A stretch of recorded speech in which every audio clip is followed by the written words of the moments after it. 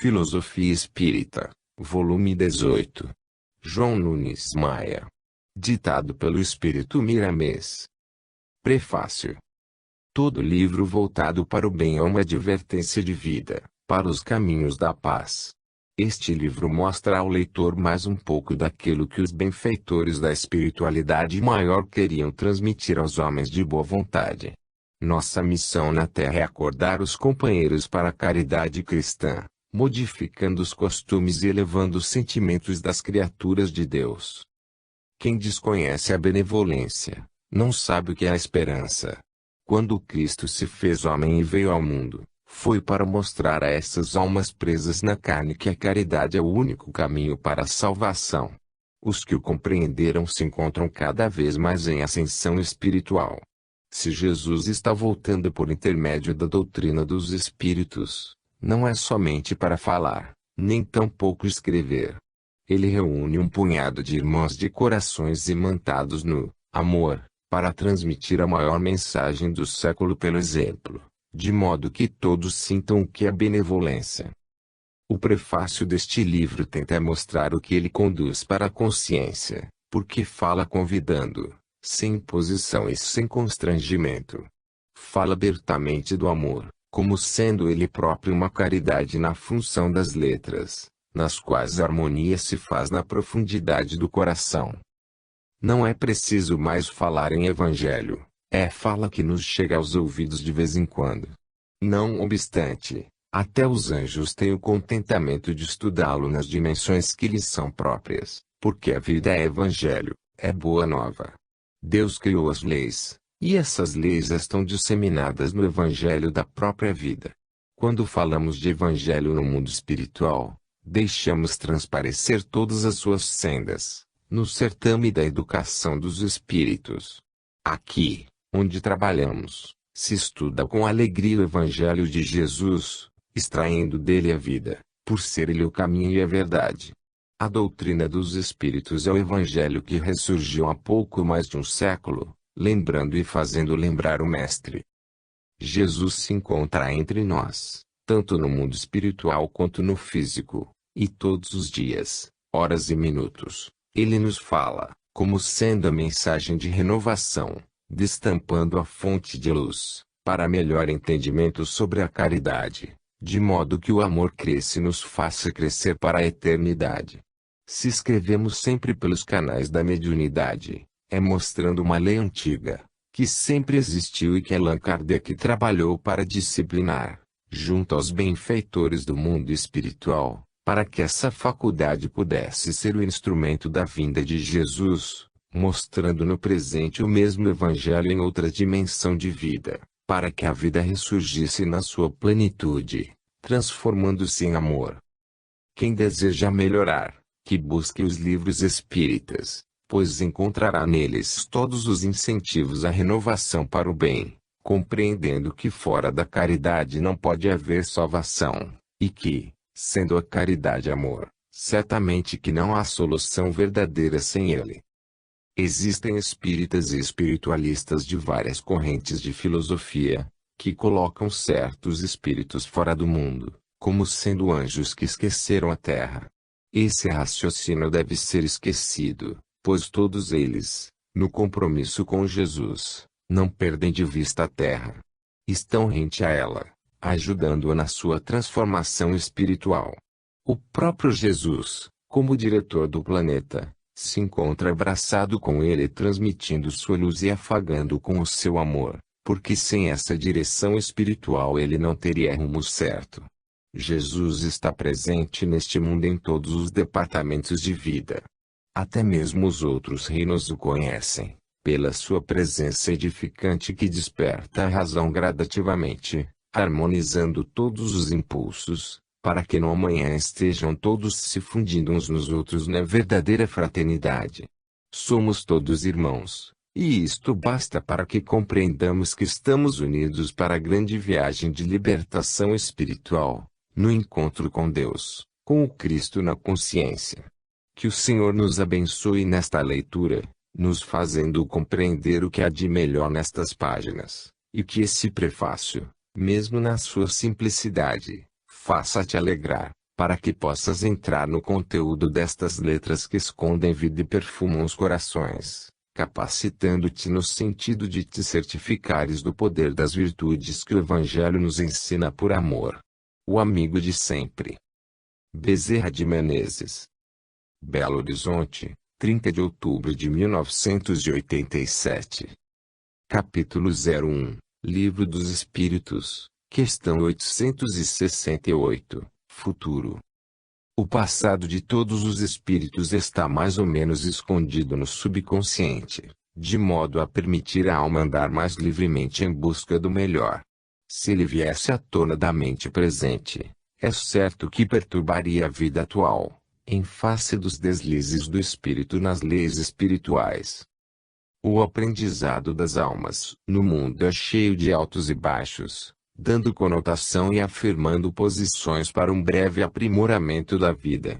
Nada se perde e Deus aproveita todos os nossos atos para nos ensinar a viver e compreender a lei do amor e da justiça. Conhecer o futuro, se ele se encontra escondido nas dobras do tempo, igualmente poderá nos interromper em nossa marcha de ascensão para o amanhã. O homem não está preparado para conhecer o seu próprio futuro. Se por acaso fosse ele revelado antes do tempo, o espírito reencarnado iria fazer todos os esforços para modificá-lo, e poderia atrapalhar sua caminhada, no que diz respeito ao aprendizado. Em muitos casos, a alma vestida de um corpo físico tem vaga lembrança do passado e uma embaciada intuição do futuro. No entanto, esta é tão leve que não atrapalha a caminhada. É qual sonho que não interrompe a vida que deve levar. Jesus veio com uma doutrina de modo a nos mostrar os nossos deveres ante a paternidade universal, que tem o poder de aliviar o peso dos nossos ombros quando na carne, como também limpar o miasma magnético de vidas que não soubemos aproveitar por empanamento da ignorância. Mas, com a doutrina espírita, o mundo ganhou de novo outro Consolador, aquele que Jesus havia prometido, ficando conosco para sempre, por ter vindo em forma de uma doutrina, revelando leis e nos ajudando a vivê-las, pondo-nos a par, eventualmente, tanto do passado quanto do futuro. O ponto energético de todos esses acontecimentos e que pode desfazer todos os empecilhos dos caminhos é a caridade, na forma de amor, para que possa se dar a reforma interior das criaturas. O futuro, tanto quanto o passado, Deus permite que em casos raros seja revelado, quando ele achar conveniente que sirva para beneficiar a humanidade, como no caso de Paulo de Tarso no caminho de Damasco. Ele, Paulo, não somente recebeu a mensagem de Jesus para o que deveria fazer, como se recordou dos erros do passado, vendo igualmente o futuro de luz, quando viesse a cumprir os seus compromissos junto à divindade. Vejamos essa passagem do Evangelho, anotada por Mateus, no capítulo 22, versículo 21. Responderam, de César. Então lhes disse: Dai, pois, a César o que é de César, e a Deus o que é de Deus. Na sua fúria, e somente olhando para a terra, Paulo queria somente dar a César, esquecendo-se de Deus na sua plenitude. Quando ele passou a dar a Deus o que era de Deus, entendendo as leis do Senhor, respeitava as leis dos homens no ponto que elas merecem respeito, limpando o passado e plantando as sementes do amor, para que o futuro pudesse corresponder ao salário a que fez jus. Quando se começa a amar, a caridade é feita em todos os seus contornos, e o perdão passa a ser o clima de vida, não interessando por conhecer mais o passado nem o futuro, porque se vive no eterno com Jesus. Nascemos para a harmonia, e quando sentimos seus princípios como sinfonia em nossos corações, isto é promessa do céu e de Deus, como som no coração. Para que conhecer passado e futuro, se viver somente o bem. Entrega a Deus essa busca, pois Ele sabe a hora de revelar o que deve ser conhecido. Capítulo 02, Livro dos Espíritos, questão 869, Conhecer o futuro. O futuro conserva-se oculto ao homem, com a finalidade educativa, para que as lutas não cessem no decorrer da sua existência. Se todos os homens tivessem conhecimento do futuro, seria uma catástrofe nas suas vidas. Eles iriam lutar para não passarem pelas provas que deveriam enriquecer suas experiências para a verdadeira felicidade. Deus é amor, mas não tira de nossos ombros o fardo que devemos e precisamos carregar. Para isso fomos feitos, para passar pelas provas e delas tirar, pelo livre-arbítrio, as lições indispensáveis ao nosso burilamento espiritual. Já falamos alhures que o espírito, em todas as circunstâncias, é puro, por ter saído das mãos puras. Deus não iria criar espíritos impuros, sendo ele perfeito. Devemos raciocinar sobre isto. O espírito tem uma linhagem de corpos para vestir, com trocas imensuráveis deles, dependendo do seu estágio evolutivo. Convém a todos nós entrar em observação com nós mesmos para encontrar Deus na sua pureza, vibrando em nossos corações e em nossas consciências. Preocuparmos em demasia em conhecer o futuro e voltar ao passado é perda de tempo, sendo que esse tempo deveria ser usado para disciplinar o comportamento espiritual da alma, buscando entender e viver o amor. Em certas fases da vida, o espírito entra em um determinismo capaz de levá-lo a certo despertamento espiritual, de modo a dominar forças e se livrar de muitas imposições da natureza. Nós, do mundo espiritual, estamos encarregados de conversar com os homens, fazendo, por vezes, considerável esforço para este mister, mas o fazemos com alegria, no esforço constante de sentir igualmente amor nesta tarefa.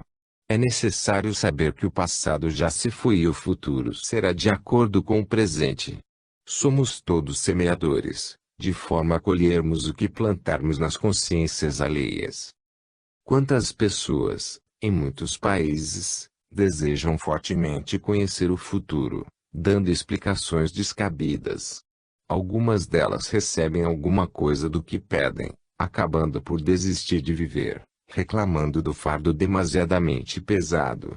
Não queremos dizer que ninguém conhece o passado e o futuro. Às vezes, Deus o permite, e muitos dos insistentes em conhecer as suas vidas pregressas e futuras acabam misturando as vidas, e as bênçãos dos seus colocam-nos em certos hospitais, para que se restabeleça a harmonia. É neste sentido que o Senhor deixa escondido o futuro, assim como o passado, e ainda inspira as criaturas nas lutas para construir sua paz.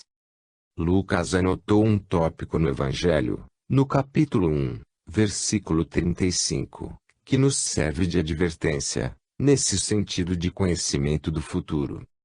Respondeu-lhe o anjo: descerá sobre ti o Espírito Santo e o poder do Altíssimo te envolverá com a sua sombra, por isso também o ente santo que há de nascer será chamado Filho de Deus. No caso, o futuro seria de luz, e quando no caso de muitas criaturas cujo futuro será de trevas. Como iria proceder? O procedimento deve ser quando testado no conhecimento do porvir.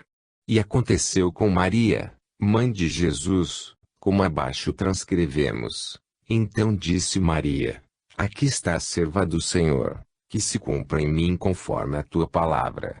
Neste ponto, o anjo retirou-se.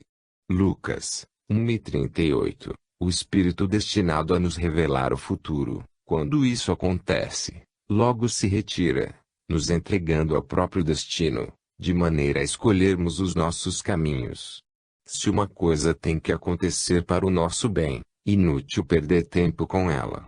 Cuidemos, pois, de fazer o bem por todos os meios possíveis, porque assim o fardo se alivia, e o jugo do nosso passado tornar-se-á mais suave. Se o teu passado foi comprometido, o teu futuro está escrito pelas tuas próprias mãos. Como alterá-lo por palavras? Somente pela vontade. A borracha é o tempo, com esforço contínuo de anos ou séculos a fio, de maneira que a lição se aprofunde na consciência do bem e do amor. Se não nos lembramos do passado, e o futuro se nos encontra escondido, é por vontade de Deus. Não queiramos mudar o destino traçado pelo Criador. Façamos como Maria, dizendo: faça-se em mim segundo a tua vontade. Capítulo 03, Livro dos Espíritos, questão 870. Algumas vezes, permite o Senhor que seja revelado o futuro de certas criaturas, quando essa revelação lhes possa ajudar no seu desempenho espiritual. É bom que pensemos nisso, a fim de não conturbarmos nossos corações por falta de revelação espiritual. Elas chegam de acordo com as nossas necessidades em caminho. A regressão de memória é um fato, no entanto, não se pode efetuá-la indiscriminadamente. A consciência aguarda experiências nas suas fibras mais íntimas, de modo a nada poder revelar, quando exigida pela violência que se mistura com a vaidade e o capricho de saber o que não devia, nem se estaria preparado para tal. Pactuar com a vontade, de que a razão e o bom senso não participem, é criar perturbação no próprio destino. A ação hipnótica ou magnética, que é a mesma coisa, pode levar ao mergulho no passado, por vezes distante. No entanto, esse mergulho pode ser prejudicial, trazendo à tona a lembrança de fatos que não deveríamos recordar, pelo menos por enquanto. Não deves pensar que, como espíritos, nós buscamos no passado o que pretendemos. Não, somente vamos até onde podemos suportar o embate de forças contrárias que nós mesmos criamos e guardamos nas dobras da vida. Só os espíritos puros, almas que já não sentem mais o peso do fardo e o jugo de suas vidas pregressas, é que têm condições de estudar, quando desejam, as experiências do passado distante, com preparo no coração. Quando necessário, e se as lições foram bem aprendidas, alguma coisa do passado, não tudo, pode se fazer presente, de modo a servir de estímulo para o trabalho e a vida. Mas, quando esse passado cria mais distúrbios nos caminhos do aprendiz, o mundo espiritual deixa cair no silêncio seus pedidos de regressão da memória, para que ele possa andar melhor. Nem sempre recordamos do passado, mas algumas vezes isso acontece, para o nosso bem, quando a naturalidade e a revelação se opera com Jesus. A consciência é verdadeiramente um mundo que ainda não foi estudado nem tão pouco compreendido, por faltar ao homem preparo para tal empreendimento espiritual. Compete ao homem do futuro procurar nos vários departamentos da consciência as lições mais sublimadas, onde Deus se encontra mais presente. Certas cartomantes e quiromantes pensam que revelam o passado e o futuro, mas enganam a si mesmas, buscando revelações em aspectos exteriores. Entre mentes, quando conveniente, os espíritos superiores podem se servir delas, para revelarem o que for útil a quem as procura. Elas atuam como médiums, estimulando forças virgens no paciente, para o melhor andamento da sua vida, alimentando a esperança. O próprio Allan Kardec entregou a certa pessoa suas mãos para serem examinadas, quando ela lhe disse que viu uma tiara em sua cabeça. A tiara é um símbolo de autoridade moral e religiosa. Ela leu no futuro do codificador algo da sua missão que ela mesma não compreendia.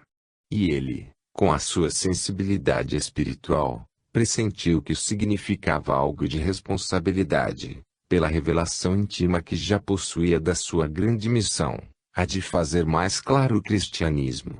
Kardec recebeu essa revelação fora da área em que operava, de quem desconhecia totalmente a doutrina dos espíritos, para maior confirmação dos seus trabalhos em favor da humanidade. Essa revelação foi divina, por estimular um missionário que, mesmo se a revelação fosse o contrário, não teria se impressionado com o fato, pelo seu grau evolutivo. No entanto, ajudou e muito, por ter vindo de fonte comum. Devemos, assim, ter condescendência com todos os pontos de sintonia, desde quando somente o bem se encontre na mira, se ajustando com amor. Quando recebemos em nosso íntimo certas revelações, elas vêm de Deus e nós sentimos essa procedência. Lembremo-nos de João, no capítulo 3, versículo 27, quando citou João Batista, respondeu João: O homem não pode receber coisa alguma se do céu não lhe for dada. Receber é quando o coração participa com alegria e a consciência aprova. E quando vem do céu, essa inspiração estimula e faz nascer pensamentos nobres e ideias generosas. Capítulo 04, Livro dos Espíritos, questão 871, sucumbir na prova. Abrimos esta página com a anotação de João, no capítulo 3, versículo 35, que diz: O Pai ama ao Filho, e todas as coisas tem confiado às suas mãos. Deus confia sempre em seus filhos, porque a todos os conhece. Necessário se faz que correspondamos a essa confiança de paternidade divina. Muitos questionam que, se Deus é onisciente, por que deixa que os espíritos sucumbam nas provas? Busquemos a resposta com nosso raciocínio, que a razão nos responderá, principalmente quando conhecemos a doutrina espírita. É bastante claro para os estudiosos que, em se sucumbindo no caminho não se perde tudo, as experiências ficam, e muito aprende o espírito na própria queda. Os grandes espíritos que hoje se apresentam envoltos em luz, já sucumbiram no passado, recolhendo experiências nessas lutas. Então não vale a pena lutar. É de luta em luta que chegamos ao objetivo, na condição de alunos, ou mesmo professores para os que vêm em nossa retaguarda. A impressão que dá a palavra sucumbir é de fracasso, entretanto, devemos entendê-la como lição. O aprendizado é contínuo e naquele que erra se gravam mais as lições e o conhecimento das leis de Deus, porque é reparando o erro que o espírito adquire experiência. Deus não criou o homem perfeito porque, a ser assim, não precisaria criar, ele ficaria no seu seio divino, para a divina aventura espiritual. Quis o Senhor que tivéssemos personalidade, mostrando o seu trabalho perfeito, mas, na sequência de despertamento dos valores eternos, devemos estudar o espírito, e isso fazemos constantemente, mas, conhecer totalmente a nós mesmos, depende de muito tempo e até mesmo de vivermos fora do tempo e do próprio espaço. Se nos confundimos com pouca coisa, em se referindo a nós, quanto mais em conhecer a vida e seus pormenores. Quando estivermos confundidos em assuntos relevantes como Deus, Cristo e nós mesmos, busquemos a oração, que ela alivia e nos ensina até onde devemos ir, no nosso crescimento espiritual. Verdadeiramente somos crianças ante Jesus, e é justo que tomemos alimento de criança para não nos desequilibrarmos nas nossas fraquezas. O Pai nos deu liberdade de escolha, por saber que primeiramente iríamos escolher o mal, para que esse mal nos mostrasse o bem com maior firmeza de vida. Se assim não fora, não o permitiria. Já falamos muitas vezes que o mal não existe, ele é a estrada para chegarmos ao bem com mais certeza no amor e na verdade. Deus certamente não irá punir um filho antes que esse filho experimente caminhos divergentes do amor, mas que, ao fim, levem a esse. O próprio juiz da terra somente condena depois do erro. Essa é a dignidade da sua posição. Se queres saber o que a alma primitiva vai fazer em seu caminho de despertamento espiritual, observa tuas próprias crianças. Somente o tempo tem o poder de modificação das criaturas. A luz não pode se fazer em uma residência sem primeiro o projeto da sua fonte, a feitura da mesma, os fios, as lâmpadas. Assim as criaturas de Deus existem e têm uma sequência de vida, de trabalhos e de desvios, se podemos chamá-los por esse nome. Depois, vem a bonança, a harmonia mental e a tranquilidade de consciência que não se perturba. Para o espírito estudioso não é preciso conhecimento do futuro, pois o seu presente está de certa forma ligado ao futuro. Colhemos somente o que plantamos e ele sabe que está colhendo o que plantou no passado. Entretanto, a fé, as mudanças internas em seu favor têm o poder de limpar com mais urgência o magnetismo inferior que a vigilância criou. Confiemos em Deus e em Jesus, que tudo mais nos virá por misericórdia. Essa é a nossa grande alegria de viver, trabalhando e ajudando, pois sabemos que nunca nos faltará a luz de Deus em nossos caminhos, e ela fica cada vez mais visível para os companheiros que estão despertando para a vida maior. Capítulo 05, Livro dos Espíritos, questão 872, Ações Humanas. Sabemos a responsabilidade de escrevermos sobre o Livro dos Espíritos. No entanto, nos propomos a fazê-lo no intuito de esclarecer cada vez mais as leis naturais que exercem total influência sobre todas as coisas, principalmente os espíritos. As leis existem por existirem almas para educar. Depois que as almas estiverem despertadas em todos os seus valores, elas serão as leis andantes, que por toda parte somente farão a vontade de Deus. As ações humanas e mesmo as espirituais, digamos dos espíritos livres, partem de uma vontade que acionamos ou não, segundo nosso livre-arbítrio.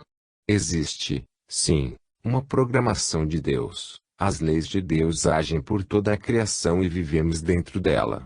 Estamos presos, ou somos escravos da lei. Quando falamos em livre-arbítrio, não quer dizer que somos totalmente livres, que nos é dado fazer o que quisermos, onde quer que seja. Nunca seremos livres de Deus. Ele nos dirige, através dos seus emissários, educando nossas emoções e disciplinando nossos impulsos. Nós temos liberdade para escolher o que o Senhor achar mais conveniente. O ignorante não pode ter livre escolha em tudo que deseja. Já pensaste se os encarnados, todos eles, pudessem escolher à vontade o tipo de vida que desejam e tudo mais? A própria lei humana corta a seus interesses, pela disciplina, e por vezes a consciência não concorda, e a consciência é Deus nos convidando para o amor. Para que entendamos o livre-arbítrio, é necessário mais despertamento espiritual, nos caminhos que percorremos. É preciso orar e vigiar mais, que os ensinamentos da vida surgirão gradativamente para o nosso bem-estar. A fatalidade existe em relação a algumas coisas, como já foi dito, em outras, pode ser modificada pela misericórdia divina, inspirada na fonte do amor. A desencarnação é uma fatalidade, por ser imutável e certa, como o nascimento na faixa em que se encontra um homem. A vida é uma fatalidade e, queiramos ou não, temos de viver. Por esta visão das coisas, podemos reconhecer outras, mas a condição moral muda por fora, se mudada por dentro da vida, na intimidade dos corações. Quem faz a fatalidade são os erros, os procedimentos inferiores, as paixões. Vamos ouvir Paulo falando aos Romanos, no capítulo 7. Versículo 17. Neste caso, quem faz isto não sou mais eu, mas o pecado que habita em mim. São as ações humanas, os feitos que se acumulam na consciência, tornando-se fatalidade. As sementes plantadas dão frutos. O homem não é uma máquina como as dos homens. Certamente que não, porque as máquinas foram feitas por ele e o Espírito, por Deus. A diferença é muito grande em todas as sequências da vida. A ideia de Deus neste sentido ainda não penetrou a mente humana, e quase sempre os seres humanos entram em contradição acerca do livre-arbítrio, porque diante de Deus e das suas leis somos servidores para sempre. As faltas que cometemos têm por fonte única a ignorância. Quando aprendermos o mal que ela nos causa, será pela inteligência que iremos nos afastar delas, passando a viver somente a verdade que tem o condão de nos dar a liberdade. Oremos e confiemos, procuremos fazer a vontade de Deus, se a capacidade suportar, que o resto virá por misericórdia, onde o amor será sempre o canal de Deus para seus filhos do coração.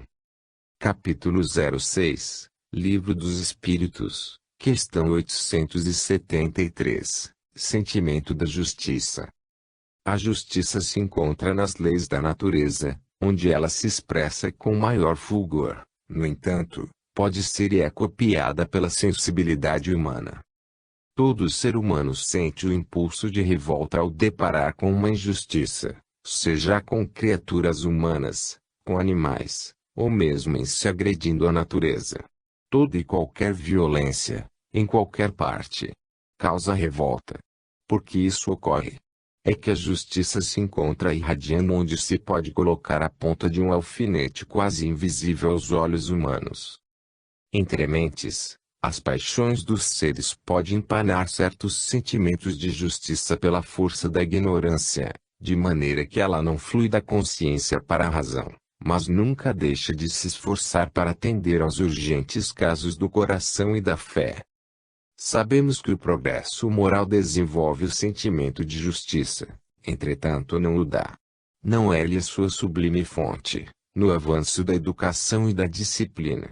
A lei de justiça está vibrando no centro da sensibilidade da consciência, semente divina, na sua divina expressão, colocada por Deus no energismo da vida. Entre os animais e os espíritos primitivos a justiça se manifesta pelo instinto e pela intuição, enquanto, por vezes, ela falha nos doutos, devido à razão e o interesse pessoal invadirem a área do coração, criando distúrbios na personalidade humana.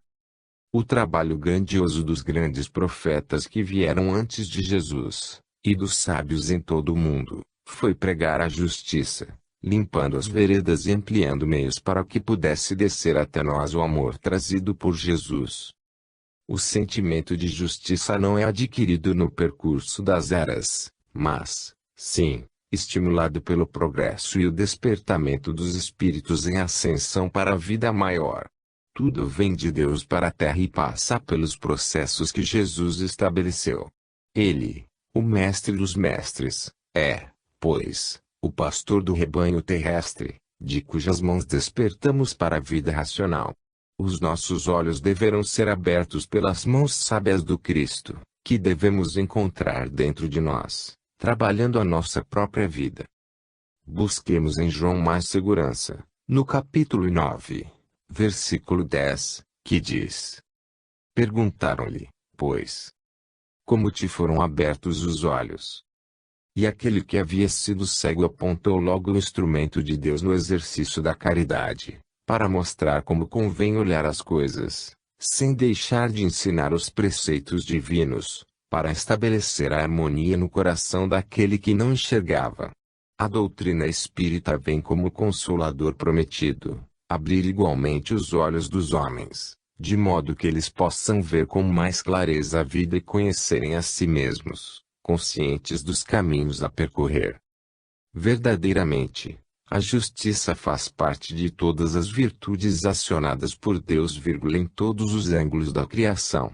Justiça é paz, justiça é amor, justiça é luz, justiça é dor. Devemos ampliar a justiça dentro e fora de nós, não somente entre os seres humanos, pois ela cabe em toda a nossa vida. Não podemos deixar lugar para o egoísmo. Bem sabemos que se trabalharmos só com uma mão, a outra se atrofiará. Se andarmos somente com uma perna, a outra esquecerá sua função. Se olharmos só com um olho, o outro passará a apagar-se. Se fizermos economia de um ouvido, o outro perderá sua função de trabalho e assim por diante. A vida é binária, é a expressão da justiça e do desprendimento. Todos trabalham para a grandeza do todo. A razão aí está também para descobrir essas coisas, e não para impedir a filtragem das leis do Criador. Capítulo 07, Livro dos Espíritos, questão 874, Prisma falso. É fácil para o espírita compreender o porquê da desarmonia das mentes humanas. Todos os encarnados estão em processos ingentes de despertamento espiritual, cujos caminhos devem ser trilhados, pois são neles que se buscam as experiências, para o verdadeiro conhecimento. Nada se perde, não nos cansamos de escrever essa frase, para melhor entendimento da verdade. Como conhecer e buscar a luz, se não se conhecem as trevas? Como amar, sem experimentar o ódio? Como combater o egoísmo, quando se desconhece o valor do desprendimento? Nesta linha de entendimento, nestes fatos indispensáveis ao aprendizado, é que nos libertamos das amarras do orgulho e das paixões inferiores, que nos prendem a alma, esquecendo-nos de Deus. O falso é uma afirmação da existência do verdadeiro, e a mentira nos fala da verdade. Essas contradições nos impulsionam para Deus. Como contradizer Deus, se Ele é o nosso Pai, a inteligência suprema, Criador de todas as coisas? É o único que sabe, e tudo emana dele, em si sustentando a vida.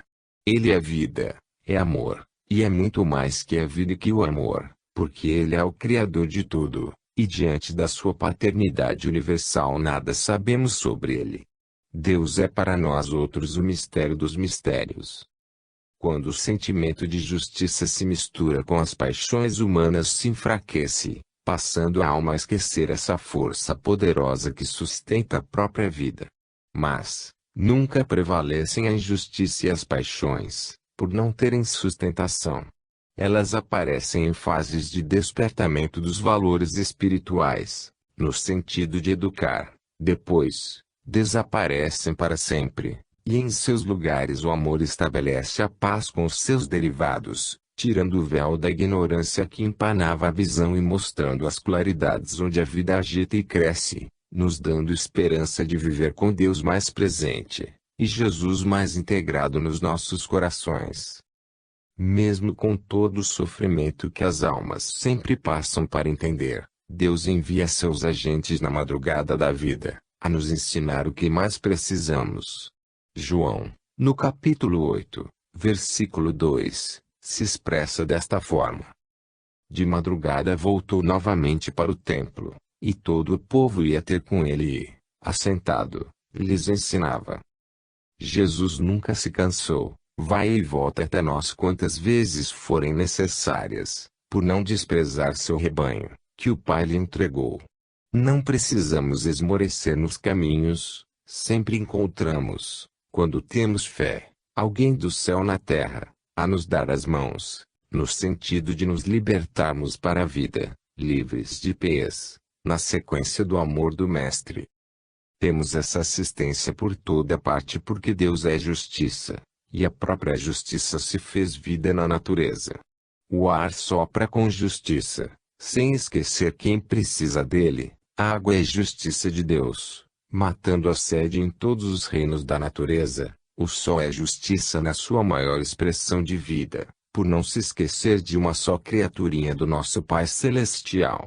Nesta linha de entendimento, poderemos observar o resto. E a justiça mais visível, basta que tenhamos olhos para ver e ouvidos para ouvir o que os grandes espíritos falam e escrevem sobre a justiça de Deus. Capítulo 08, Livro dos Espíritos, questão 875, definição da justiça. Define-se a justiça em um dos seus inumeráveis ângulos, o respeito aos direitos alheios. Podemos observar até onde chegam nossos direitos e começam os nossos deveres. Olhando por este prisma, encontraremos sempre a paz.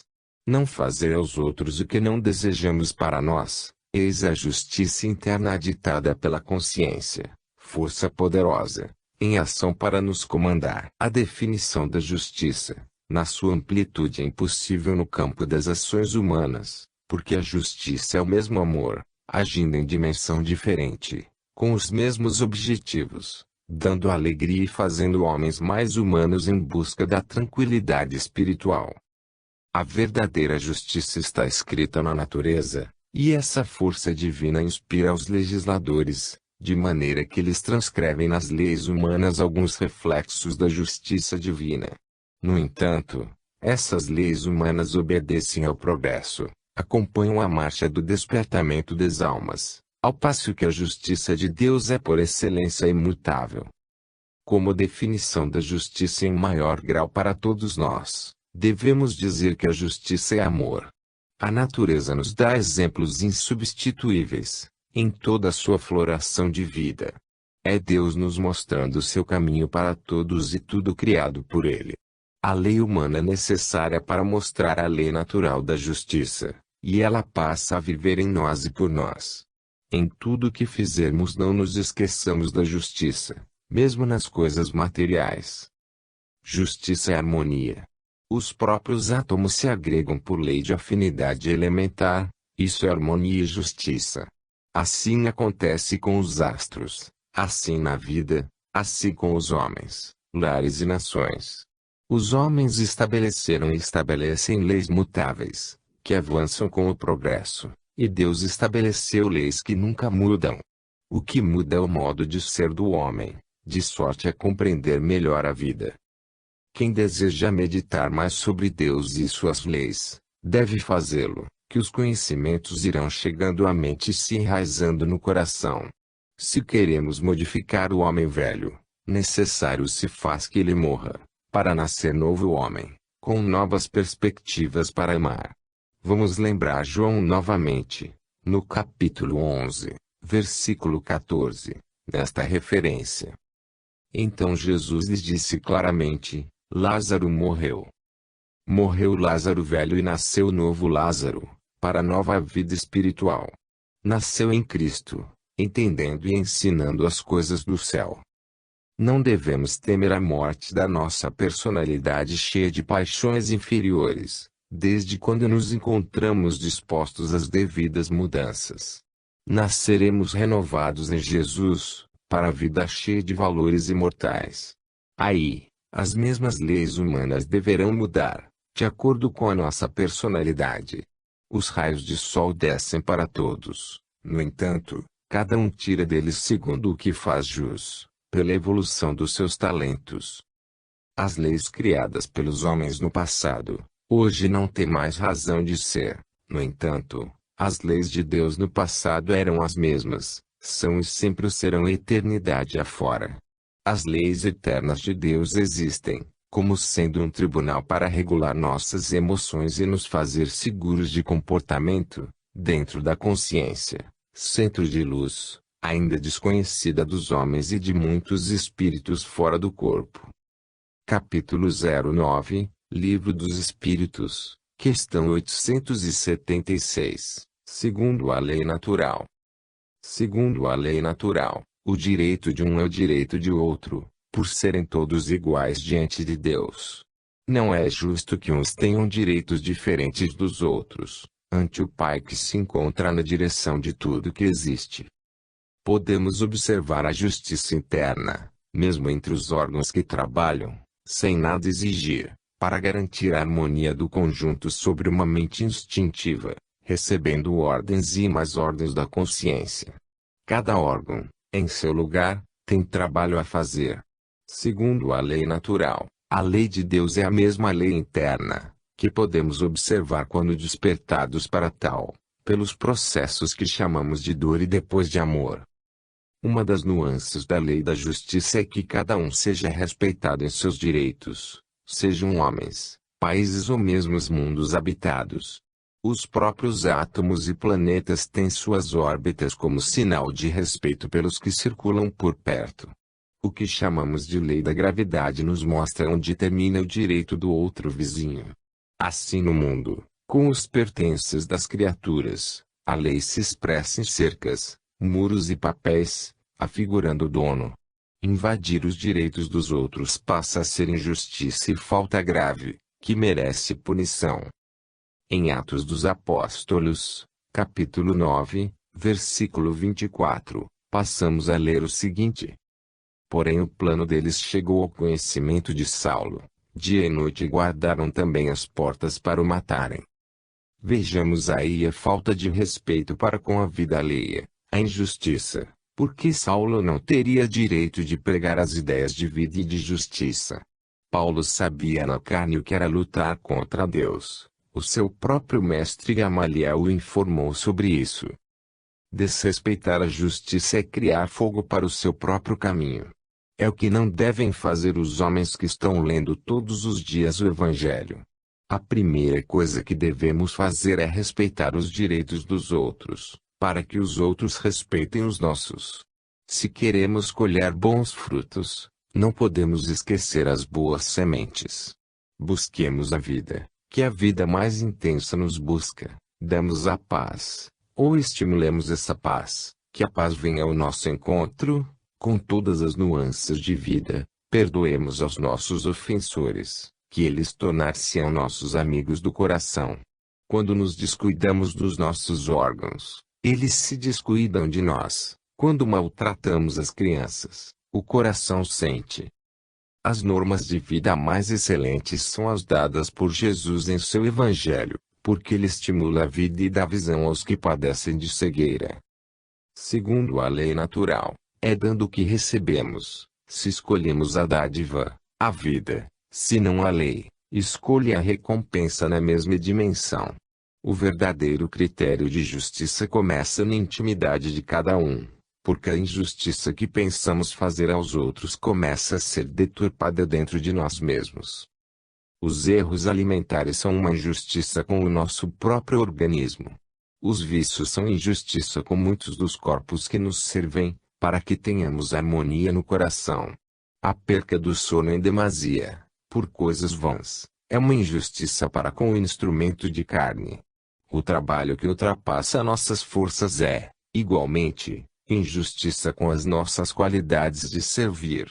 A doutrina espírita é um manancial de orientações espirituais, que vão chegando do céu de acordo com as necessidades da alma. Não há desprezes, pois é na luta para compreendermos a justiça, que o amor nos chega ao coração. Se acordamos para o direito pessoal, devemos saber em seguida que devemos respeitar o direito do próximo. Jesus não pediu aos homens para amarem ao próximo como a eles mesmos. Eis aí a lei com mais evidência, buscando-nos, para que nos tornemos felizes, no cumprimento dos nossos deveres. Capítulo 10, Livro dos Espíritos, questão 877, Obrigações especiais. Criamos sempre deveres especiais por onde transitamos, elevando a nossa capacidade de trabalho no campo em que estamos situados. Certamente que a necessidade que o homem tem de viver em sociedade cria deveres especiais que lhe abrem igualmente os caminhos do conhecimento. Existem muitas áreas a serem pesquisadas, e elas esperam a nossa boa vontade de buscá-las, enriquecendo assim nossas experiências, que são valiosas frente à nossa libertação espiritual. Quando vivemos em conjunto, criamos muitas leis e obrigações, como sendo deveres para que os outros possam nos ajudar. Eles recebem de nós o estímulo de vida e o respeito. Viver em sociedade é crescer em Jesus, pastor de todo o rebanho da terra. A capacidade da criatura aumenta porque, se encontramos mais conforto em conjunto, ele nos pede mais compreensão, no sentido de nos educarmos, para servirmos melhor. O homem, na sociedade, é obrigado pelas circunstâncias que o rodeiam, a ser equânime para com os seus companheiros. Esse gesto é semente de luz para a luz do seu próprio caminho. A alma evoluída compreende com facilidade seus deveres ante a sociedade e ainda ultrapassa o cumprimento desses deveres com obrigações a mais, e faz tudo isso por amor e com amor. O seu coração pulsa para a fraternidade, e vive feliz por saber conquistar os corações, exemplificando a verdade. O sábio não faz outra coisa, e os chamados místicos somente se interessam pela harmonia que possa visitar os corações desesperados.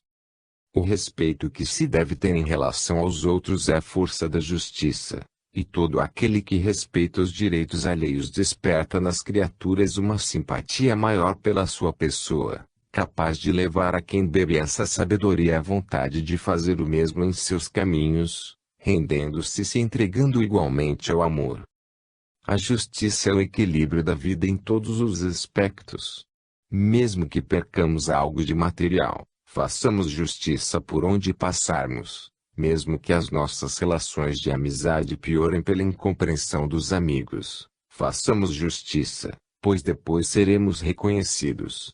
Mesmo que passemos pelo mundo desprezados por muitos, em nossa dignidade, façamos justiça, pois ela é a lei divina em que sustenta o universo em paz.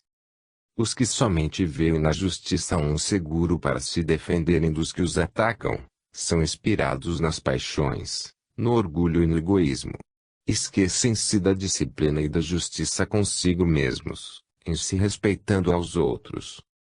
Escreveu João, em sua primeira epístola, no capítulo 4, versículo 5. Eles procedem do mundo, por essa razão falam da parte do mundo, e o mundo os ouve. É muito antigo dentre os homens o costume de lavar a honra, quando desacatados por outrem. Quando revidam, por vezes tirando a vida do ofensor, a sociedade reconhece isso como honra ou defesa própria, ao passo que se esquece ou se faz esquecida de praticar a justiça do modo ensinado por Jesus e respeitar os direitos que andam com eles a caminho. A primeira obrigação para com os semelhantes é respeitar seus direitos. Eis aí o ponto alto da justiça, mostrando para com os outros que todos têm os mesmos direitos diante do amparo das leis de Deus. Todas as sociedades do mundo são movidas pelas leis de Deus e nela inspiradas. No entanto, as leis dos homens são de acordo com o grau de elevação da mesma sociedade. As leis da terra evoluem com o crescimento espiritual dos povos. É como o rio que fornece sua água para as necessidades do povo, mas que reserva o seu volume maior para assegurar a sua distribuição, devido ao crescimento das necessidades das nações. As leis universais abrangem toda a criação como torça divina, para a divina harmonia, nunca deixando de cair em forma de gotas nas leis humanas, dominando-as, e nesse domínio mostra a existência de Deus amando aos seus filhos. A vida social cede direitos para todos, na igualdade que lhe cabe doar, mas mostra deveres que não podem ser esquecidos pelos companheiros que vivem em conjunto. Em tudo que Deus fez, a lei de justiça brilha, mesmo que receba outros nomes, mas é a mesma harmonia que pode se transformar até no amor. Capítulo 11, Livro dos Espíritos, questão 878, Limite do direito. O que faz com que o homem reconheça os limites dos seus direitos, é colocar-se no lugar do outro, e sentir as suas limitações. Se acreditamos que tudo vem de Deus, Ele não se esquece de inspirar a todos os seus filhos sobre as linhas divisórias dos seus direitos, onde começa o dever. O homem sabe, por intuição divina, até onde pode ir, e passar a respeitar seu irmão. Se analisarmos bem o quanto o próximo nos ajuda a viver, nós nem chegaríamos às fronteiras a respeitar. O Evangelho de Jesus é um código universal, capaz de levar o homem à condição de angelitude, pelo elevado procedimento, por despertar nos corações a justiça e o amor para com Deus e o próximo.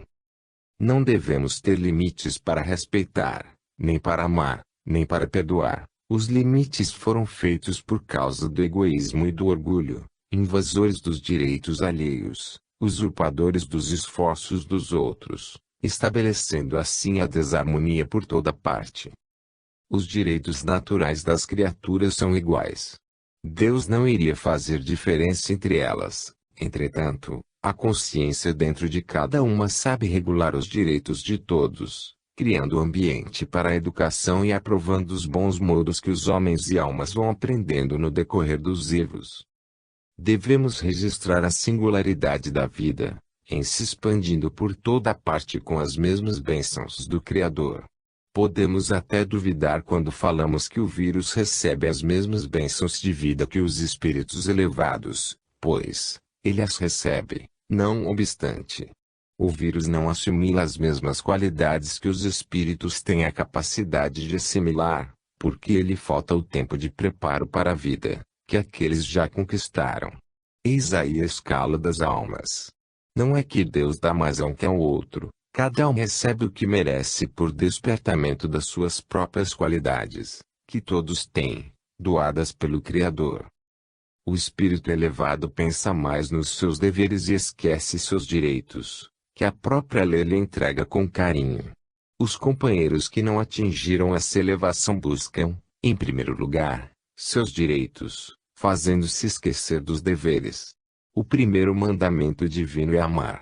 Se o reconhecemos como tal, devemos nos esforçar todos os dias para esse desempenho, porque somente o amor nos abre os olhos para ver e conquistar a paz interior. Ainda em sua primeira epístola, João escreveu, no capítulo 4, versículo 11: Amados, se Deus de tal maneira nos amou, devemos nós também amar uns aos outros. Deste modo, tudo em nós tornar-se-á ambiente de paz, de alegria e de concórdia, porque o amor é força de Deus no coração dos espíritos. Quem ama, sabe dos pontos seus direitos e nunca ultrapassa os dos outros, compreendendo que todos vivemos no seio de Deus, e que uns vivem por causa dos outros. A vida é uma cadeia de luz, onde as almas são elos que se prendem para manter a própria vida no fulgor que lhe é devido. Os direitos e deveres estabelecidos pelos homens se dissolvem pelo tempo, surgindo outros mais apurados, dada a elevação moral das criaturas. Mas, os de Deus são eternos, como eternas são as leis naturais, por terem sido feitas pelas mãos puras do divino doador da vida. Homem nenhum é grande, ou se fez reconhecido como tal, sem a cooperação dos pequenos. Não existem riquezas materiais sem a cooperação dos pobres. O próprio sábio aprendeu com os ignorantes. Essa é a linha da vida de todos nós. Os espíritos de alta hierarquia espiritual descem para as sombras para trabalharem com os ignorantes, por terem passado pelos mesmos caminhos, e com isso se elevam mais. O idoso cuida da criança, porque a criança lhe transmite vida nova. O chefe de família sustenta essa família, porque ela é a segurança espiritual dos seus caminhos. Conhecendo tudo isso, passaremos a amar a todos os que nos cercam e vivem conosco. Devemos buscar sempre os limites dos nossos direitos, e o ideal é nunca chegar até eles. Capítulo 12, Livro dos Espíritos, questão 879, Vivendo a Justiça. O caráter do homem que pratica a justiça em toda a sua pureza, é o do homem reto, ao qual nunca falta a tranquilidade de consciência. Todavia, esse homem dificilmente aparece na área terrena. Mesmo estudando os grandes personagens, notaremos uma tendência para o interesse próprio, para a família a que pertence, ou mesmo para o país em que nasceu. A justiça universal, que acompanha os sentimentos puros em todas as forças da justiça com amor, só a conhecemos em Jesus. Certamente que muitos dos seus acompanhantes passaram a viver seu reflexo, mas sem nunca serem iguais a ele, por ser o mestre de um verdadeiro estudo de amor. O verdadeiro justo tem todas as qualidades afloradas no seu comportamento. É sempre caridoso porque ama em toda a extensão da palavra amar. O mundo espiritual elevado que nos dirige, não exige de nós certa pureza espiritual, por reconhecer que todo o avanço da alma é gradativo. Se, porventura, observamos espíritos que estiveram na terra e deram um avanço descomunal, qual Paulo de Tarso e Santo Agostinho, não é porque se prepararam de uma vez, eles passaram por muitos milênios se preparando para esses avanços espirituais. Notemos os próprios astros. A sequência das suas marchas tem um ritmo, e até as escalas periódicas dos elementos nos mostram um equilíbrio de comportamento, para refletir no todo a paz, a harmonia da vida. A natureza vive a justiça vive a caridade vive o amor, e o amor expressa a Deus para todos os seus filhos do coração. Não devemos pensar que podemos conquistar a justiça perfeita de momento para outro. Essa conquista é gradativa, como é tudo. Não devemos esmorecer nesta busca, mas idealizar sempre o melhor, na qualidade de filhos de Deus, sentindo a esperança de que somos todos herdeiros da vida, cada vez mais em profusão. Se queremos sentir paz no coração, esforcemo-nos para viver a justiça. Comecemos com as simples coisas, com nós mesmos, nas nossas próprias ideias, na nossa própria família, na nossa vida diária, que veremos a suavidade penetrar nossos corações e estabilizar nossa consciência. Quem pensa na justiça, trabalhando para mostrá-la aos outros pelos seus atos, passa da morte para a vida. A vida domina, a luz interior espanca as trevas, e a alegria desponta, na frente do sorriso, a iluminar os próprios gestos. No capítulo 3, versículo 14, da primeira carta de João, ele nos afirma: Nós sabemos que já passamos da morte para a vida, porque amamos os irmãos. Aquele que não ama permanece na morte. Eis aí é a fala do companheiro em Jesus, nos mostrando o valor do amor e da justiça. Se já sabemos destes valores